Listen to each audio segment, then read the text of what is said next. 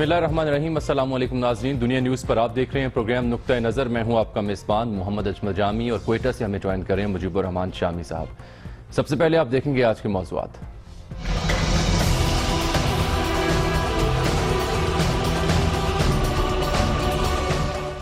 भारत को surgical strike का पता ही नहीं, पाक फौज ने सर्जिकल स्ट्राइक्स की तो भारत बच्चों को निसाब में पढ़ाएगा। आर्मी चीफ जनरल राहील शरीफ की भारत को वार्निंग।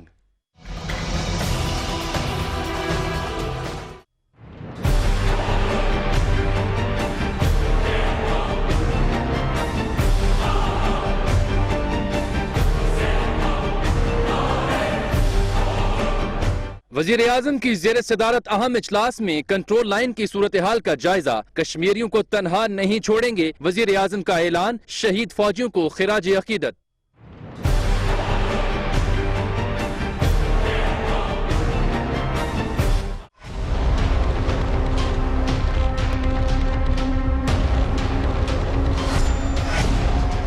भारतीय जारहियत पर सियासतदानों के बयानात। हुकूमती खामोशी मुजरिमाना है। हार्ट ऑफ एशिया कॉन्फ्रेंस में शिरकत से पाकिस्तान की कमजोरी जाहिर होगी। अपोजिशन लीडर ने दुश्मन को भरपूर जवाब देने का मुतालबा कर दिया। ये तासुर दुरुस्त नहीं कि हुकूमत खामोश है। हिंदुस्तान को ईंट का जवाब पत्थर से देंगे, अब्दुल कादिर बलोच का जवाब।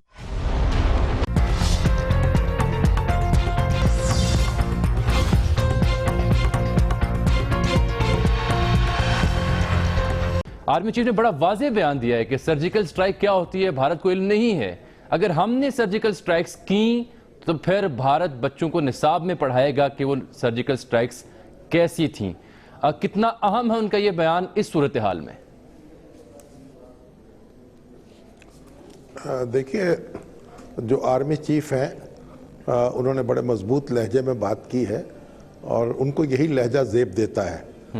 पाकिस्तानी कौम में एतमाद पैदा करने के लिए और उसकी दफाई सलाहियतों जो हैं उनका इजहार करने के लिए उन्होंने ये बात की है कि अगर हमने कोई सर्जिकल स्ट्राइक की तो फिर वो ऐसा दावा नहीं होगा और फिर उसमें चूंकि चुनाचे बात नहीं होगी। हम अपने टारगेट को जब निशाना बनाएंगे तो इसको तहस नहस कर देंगे।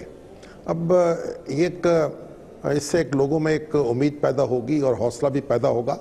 और वैसे भी पाकिस्तान जो है अब एक एटमी ताकत है, भारत भी एक एटमी ताकत है और दोनों एटमी ताकतें जो हैं वो एक दूसरे को तबाह करने का पर कुदरत रखती हैं।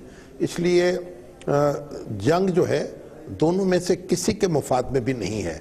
ये बात भारत को भी समझनी चाहिए और हम पाकिस्तान के रहने वाले हैं, हमारे भी पेश नज़र रहनी चाहिए। तो मुनासिब बात यही है कि भारत अपने रवैये पे नज़रसानी करे और पाकिस्तान जो है उसकी कारस्तानियों का जवाब महदूद पैमाने पर जहाँ जहाँ कार्रवाई हो वहाँ वहाँ जवाब दे, क्योंकि हमें दफाई मकासद के लिए अपने आप को तैयार रखना है। हमारे दुनिया के सामने भी और अपने सामने भी हमें ये याद रखना चाहिए कि हम जारहियत का कोई इरादा नहीं रखते और वैसे भी जारहाना अज़ाइम जो है वो पाकिस्तान को सूट नहीं करते, पाकिस्तान का हदफ नहीं है, पाकिस्तान की हिकमत अमली का हिस्सा नहीं है। इसलिए हमारी हिकमत अमली दफाई है। भारत जहाँ आगे बढ़ने की कोशिश करेगा वहाँ मुंह की खाएगा और उसको जवाब देने के लिए हमें तैयार रहना चाहिए। बिल्कुल ठीक। आर्मी चीफ का जो बयान है उसके साथ साथ आज देखिए तो आज एयर चीफ जो हैं और नेवल चीफ जो हैं उनके भी बड़े मजबूत और बड़े वाज़ेह बयान आता है, वार्निंग दी उन्होंने। साथ में हमने देखा वज़ीर-ए-आज़म की ज़ेर सदारत भी एक अहम इजलास हुआ जिसमें लाइन ऑफ कंट्रोल की सूरत हाल का जायज़ा लिया गया और उन्होंने भी तशवीश का इजहार किया और कहा कि कश्मीर को तन्हा हम नहीं छोड़ेंगे। एक तरफ तो ये है मामला, कल तक ये तासुर था कि शायद हुकूमत की जानिब से सख्त रद्दअमल नहीं आ रहा, लेकिन आज रद्दअमल हमें देखने को मिला अस्करी और सियासी दोनों क़यादत की जानिब से। लेकिन फिर भी शाम साहब, सियासतदान जो हैं बिलखुसूस अपोजिशन लीडर, उनके बयानात आज बहुत उनके बयानात में सख्ती थी। फॉर इंस्टेंस आज वो कौमी असम्बली में गए तो उन्होंने कहा जी कि भारत जारहियत कर रहा है लेकिन कौमी असम्बली की फ्रंट सीटें खाली हैं, यहाँ पर जिनको होना चाहिए वो मौजूद नहीं है।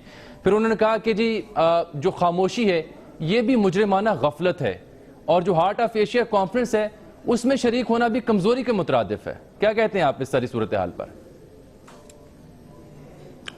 देखिए, बहुत सी चीज़ें आपने इकट्ठी कर दी हैं। پہلی بات تو یہ ہے کہ پاکستان کا لہجہ بڑا مضبوط ہے اور پاکستان کی مسلح افواج نے وہاں کارروائی کی ہے جہاں جہاں بھارت نے کوشش کی ہے جارحیت کی، اور اس کو اس کے سکوں میں جواب دیا ہے۔ اس لیے یہ کہنا کہ پاکستان کی حکومت یا پاکستان کی فوج جو ہے ان کا رویہ نرم تھا، ایسی بات نہیں ہے۔ اور ہمیں یعنی نرم اور سخت اور گرم رویہ کیا ہوتا ہے، یہ ہمیں ہر شخص کو اس کے اپنے اپنے پیمانے سے اسے نہیں ماپنا چاہیے۔ قوموں کو اور ملکوں کے معاملات جو ہیں وہ افراد کے ہاتھوں میں نہیں ہوتے، اور غیر ذمہ دار افراد کے ہاتھوں میں تو بالکل نہیں ہوتے۔ انہیں ایک ایک قدم ناپ تول کر اٹھانا پڑتا ہے، اور ایک ایک کارروائی جو ہے سب غور کر کے اسے کرنا پڑتی ہے، اور اس کے جواب بھی دینا پڑتا ہے۔ تو جب کوئی جارحیت کا مظاہرہ کرے گا اس کو تو جواب دینا چاہیے، اور دیا گیا ہے۔ اور اسی لیے آرمی چیف نے ایک بات یہ بھی کہی تھی کہ بھارت جو ہے وہ اپنی ہلاکتیں چھپاتا ہے، یعنی بھارتی فوج کو انہوں نے للکارا تھا کہ مردوں کی طرح اپنی ہلاکتیں ظاہر کرو۔ پاکستانی فوجی جو شہید ہوتے ہیں، پاکستانی فوج چھپا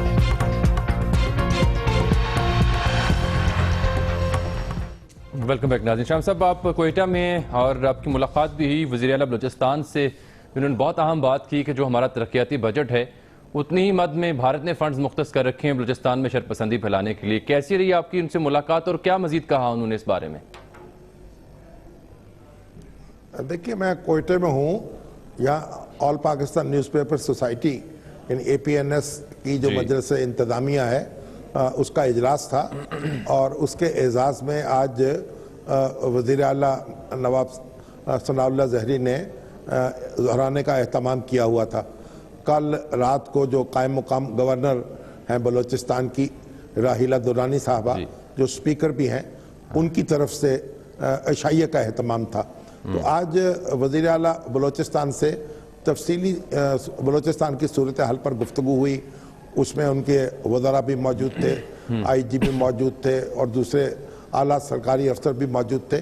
اس میں انہوں نے تفصیل کے ساتھ بلوچستان کی صورتحال پر روشنی ڈالی اور بتایا کہ آج سے یعنی 2-3 سال پہلے تک اگر حساب کتاب کیا جائے 7 اگر اوسط میں 7 دھماکے روز ہو رہے تھے بلوچستان میں، لیکن آج یہ 95% جو ہے صورتحال پر قابو پایا جا چکا ہے، اور صرف جنوبی علاقوں میں شورش باقی رہ گئی ہے جسے 5% کہا جا سکتا ہے۔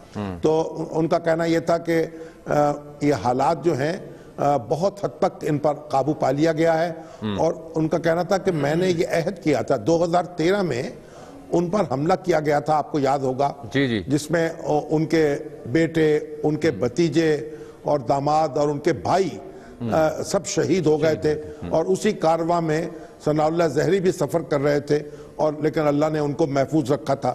تو ان کے مخالفوں نے ان کے مخالفوں نے یہ کہا تھا کہ اب ثناء اللہ زہری کی کمر ٹوٹ گئی ہے اور وہ کوئی کام کرنے کے قابل نہیں ہوگا، لیکن وہ کہتے ہیں میں اپنے والد کی قبر پر حاضر ہوا اور میں نے وہاں عہد کیا کہ میں پاکستان کے مخالفوں سے لڑائی جاری رکھوں گا اور ان کو شکست دے کر رہوں گا، اور پھر میں نے اپنے اس عہد کو نبھایا، اور ہمارے گھر میں جو اتنی شہادتیں ہوئیں وہ میرا حوصلہ پست نہیں کر سکیں، اور ہم نے گزشتہ جب سے انہوں نے حکومت سنبھالی ہے حالات کو قابو کرنے میں بہت اور نارمل کرنے میں بڑا بنیادی کردار ادا کیا۔ انہوں نے کہا ایک وقت تھا کہ بلوچستان میں اور کوئٹہ میں پاکستانی جھنڈا جو ہے اس کو لہرانا مشکل ہو گیا تھا، پاکستان زندہ باد کا نعرہ لگانا مشکل ہو گیا تھا، اتنا دباؤ تھا دہشت گردوں کا اور علیحدگی پسندوں کا اور جنگجوؤں کا، اور آبادی سہمی ہوئی تھی۔ لیکن آج اللہ کے فضل و کرم سے بلوچستان کے چپے چپے پر پاکستان کا پرچم لہرایا جا رہا ہے، اور آج وہ دہشت گرد جو ہیں وہ مذہبی دہشت گرد ہوں یا علیحدگی پسند ہوں، ان کو پسپا کیا جا چکا ہے اور ان کو محدود کیا جا چکا ہے۔ انہوں نے اور ان کے ساتھ حاصل بزنجو صاحب کے جو کزن ہیں اور ان کے بہنوئی بھی ہیں، اسلم بزنجو جو وزیر زراعت ہیں وہ بھی موجود تھے، وزیر اطلاعات بھی موجود تھے۔ تو انہوں نے کہا کہ یہ جتنا ہمارا ترقیاتی بجٹ ہے کوئی 70 سے 80 ارب کے درمیان، اتنا ہی بجٹ انڈیا نے مختص کر رکھا ہے یہاں حالات کو خراب کرنے پر، لیکن اس کے باوجود لوگوں کی کمٹمنٹ یہ ہے اور حوصلہ یہ ہے کہ وہ کامیابی انہیں نہیں ہو پا رہی اور وہ پسپائی اختیار کر رہے ہیں۔ تو انہوں نے کہا کہ دیکھیے جو لوگ یہاں سے نکالے گئے تھے، جو یعنی یہ پنجابی سیٹلرز جو تھے، جو برسوں سے صدیوں سے آباد تھے، ان کو یہاں سے نکالا گیا، ڈاکٹروں کو، انجینئروں کو، پروفیسروں کو قتل کیا گیا۔ اب جو لوگ یہاں سے گئے انہوں نے کہا میں ان سب کو واپس لا رہا ہوں۔ اچھا، سب لوگوں کو واپس لایا جائے گا جو ملک کے مختلف حصوں میں آباد ہیں، اور ان کو واپس آباد کیا جائے گا ان کے گھروں میں، اور یہ واپسی کا عمل شروع ہو چکا ہے۔ تو ان کا کہنا تھا کہ سی پیک بھی بنے گا، گوادر جو ہے وہاں بھی کام شروع ہو چکا ہے، بندرگاہ کام کر رہی ہے۔ اب پاکستان کا مستقبل بلوچستان سے وابستہ ہے، اور بلوچستان اور آپ اس میں ترقی کا جو پہیہ ہے اس کو روکا نہیں جا سکتا۔ بڑے عزم کے ساتھ انہوں نے یہ اعلان کیا۔ ساتھ ہی انہوں نے کہا کہ گوادر میں ایک میڈیا سٹی بھی بنائیں گے، اور اسی طریقے سے بلوچستان کوئٹہ میں ایک اخبارات کے لیے اور دفاتر کے لیے زمین دیں گے، اور اسی طریقے سے ایک ہاؤسنگ سوسائٹی جو ہے وہ اخبار نویسوں کے لیے اور اخباری مالکان کے لیے اور ایڈیٹرز کے لیے وہ بھی بنائیں گے۔ اور یہ بھی انہوں نے جو بلوچستان کا اشتہاری بجٹ ہے، جو اشتہارات کا بجٹ ہے اخبارات کے لیے، اس کو بھی انہوں نے 1.5 گنا کرنے کا اعلان کیا، اور ان سے کہا اس میں مزید اضافہ بھی ہم کریں گے اور سارے مسائل حل کریں گے۔ تو بڑے حوصلے کے ساتھ، اعتماد کے ساتھ انہوں نے گفتگو کی، اور انہوں نے یقین دلایا کہ بلوچستان جو ہے اس میں حالات میں اب بہتری آتی چلی جائے گی، اور ایک وقت ایسا آئے گا کہ یہاں ایک بھی دہشت گرد جو ہے اس کو پناہ نہیں ملے گی۔ چلیں اب کچھ سیاست کا بھی دوبارہ رخ کرتے ہیں۔ اب امکان ہے کہ شاید تحریک انصاف قومی اسمبلی میں دوبارہ ہمیں دکھائی دے، کیونکہ وجہ یہ کہ 24ویں جو آئینی ترمیم ہے مجوزہ، اس پر پی ٹی آئی نے اس کی مخالفت کا فیصلہ کیا ہے، اور لگ رہا ہے کہ وہ ایوان میں آ کر اس طرح مخالفت کریں گے۔ یہ وہی ترمیم ہے جس میں جو اپیل کا حق ہے متاثرہ فریق جس کے خلاف فیصلہ جائے گا سپریم کورٹ سے، اس کو ملے گا؟ نہیں، سو موٹو معاملے میں جی، سو موٹو میں نہیں، تو اس میں جو سپریم کورٹ کے اگر فیصلے کی اپیل جو ہے وہ سپریم کورٹ ہی میں ہوگی نا، جی، کوئی مسلم لیگ نون کے پاس تو نہیں ہوگی یا کسی دوسری جماعت کے پاس۔ تو وہ کہہ رہے ہیں کہ اس ترمیم کو لانے کا مقصد یہ ہے کہ چونکہ پاناما کیس چل رہا ہے، تو اگر اس میں کوئی فیصلہ حکومت کے خلاف آتا ہے تو لگ رہا ہے حکومت کے مضمون مقاصد ہیں کہ اس کو شیلٹر لینے کے لیے یہ ترمیم لائی جا رہی ہے تاکہ اپیل کر سکیں۔ یہ مفہوم ہے ان کی گفتگو سے جو میں نے کنکلوڈ کیا۔ دیکھیے، جو اگر کوئی فیصلہ ہوتا ہے تو جو اپیل ہے وہ بھی تو سپریم کورٹ میں ہوگی نا۔ اگر یعنی ایک چھوٹے بینچ کے خلاف اپیل جو ہے بڑے بینچ میں ہو سکے گی۔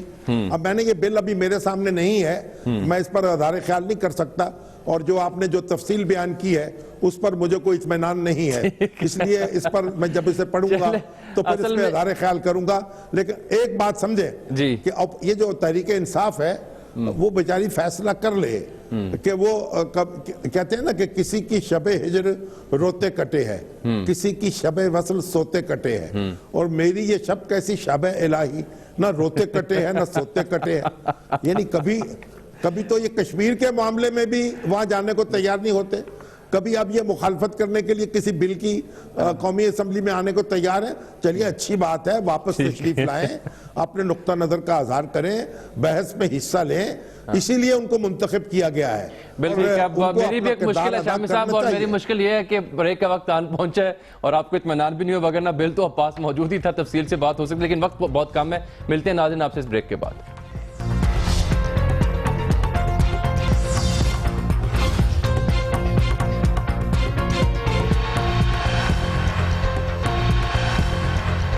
ویلکم بیک ناظرین۔ شام صاحب، کچھ افسوسناک واقعات پیش آئے، کچھ ہستیاں ہم سے جدا ہو گئی، ان کا ہم ذکر کرنا چاہیں گے۔ حاجی عدیل صاحب BNP کے سینیٹر رہے، وہ علیل تھے کافی عرصے سے، گردوں کا مرض تھا، وہ چل بسے، ان کا ہم ذکر نہیں کر سکے، تو میں چاہوں گا ان کے بارے میں آپ بھی اظہار خیال کریں۔ بھئی حاجی عدیل جو ہیں وہ ANP کے سینئر نائب صدر تھے، سینیٹر بھی رہے، اور بڑے پرانے سیاسی کارکن۔